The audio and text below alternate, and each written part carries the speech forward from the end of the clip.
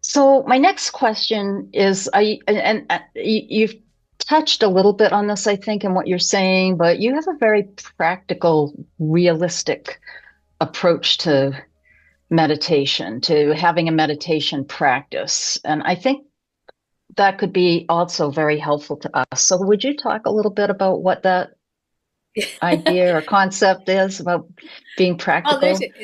there's a couple of things. One is that if I didn't see the benefits of my own practice in my everyday life, I wouldn't do it. I mean, Mm, yeah, I just wouldn't do it. I mean, um, great. Why who's would who's you? got the time to meditate? Who's got the Yep. inclination to meditate? We've got a lot of things going against us to slow down and take care of ourselves in this culture. Yeah. Yeah. So why do it? And the reason why I do it, and I think this comes into my philosophy of teaching, is because I see the benefits in my everyday life. Okay. And when I reflect on what those benefits are, the major benefit is when I think back to, when I've hit speed bumps in my life, when I've been under stressful situations, when I feel overwhelmed or frustrated, Hmm. when I've had at a time when I've been practicing regularly and not a lot, just a little, Yeah. outside of that situation, if I had a regular practice in place, I found that I was responding to those stressful situations differently. Mm. Yeah. And that's made all the difference. And I'm talking Wow. about some really big things like having a cancer diagnosis, which I'm okay now, but I've had. Mm. It's pretty And scary when that happens. That can it's knock you off your, and then managing that as a yeah. patient, like, Okay. holding my breath, waiting for the next diagnosis. And, or life changes. I was remarried and I had suddenly had stepchildren, Okay. and there's Yeah. no way around the uncomfortableness of those things. So Hmm. my meditation practice does not get rid of those things, Okay.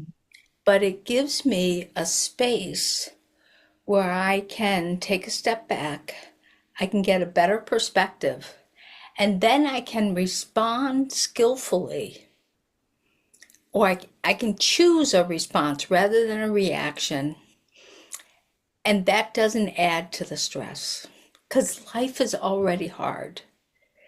And so if I'm reacting impulsively and maybe not in great ways, Hmm. I'm adding to that. Um, so that's really, I think. And so the other thing that I always try to do is help people define the one little thing that they can do. Okay. Don't start with the 5-day silent retreat. Okay. Don't do that. I say don't put meditation on your do list and use it as another way to feel bad about yourself. Mm. Don't do that. Okay. Right? We all feel bad about how little we exercise and the banana shake that I had yesterday. So Right. don't do that. But Okay. finding the one thing that we can do. When I restarted my mindfulness practice after years of kind of being away from it, I started with something as simple as before I got out of bed, I took a deep breath in and a long breath out consciously. Yeah. And that's how I started my day, and then I built my practice from there. So I think in terms of having a practical approach to helping people get to mindfulness, it's finding some one little thing that you can do. Okay. And it's really knowing, I always ask people, what do you want to get out of it?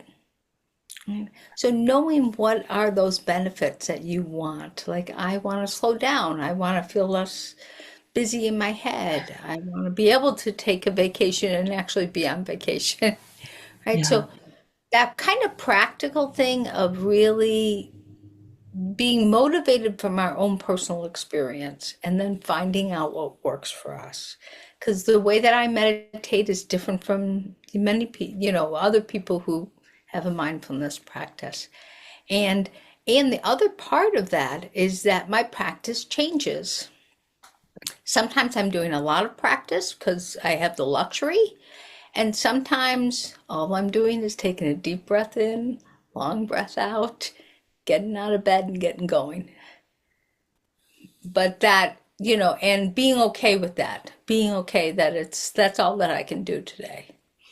Like, we're not trying to be high achiever meditation experts. We're trying to find ways where we can integrate meditation into our daily lives most of the time in a way that can be helpful.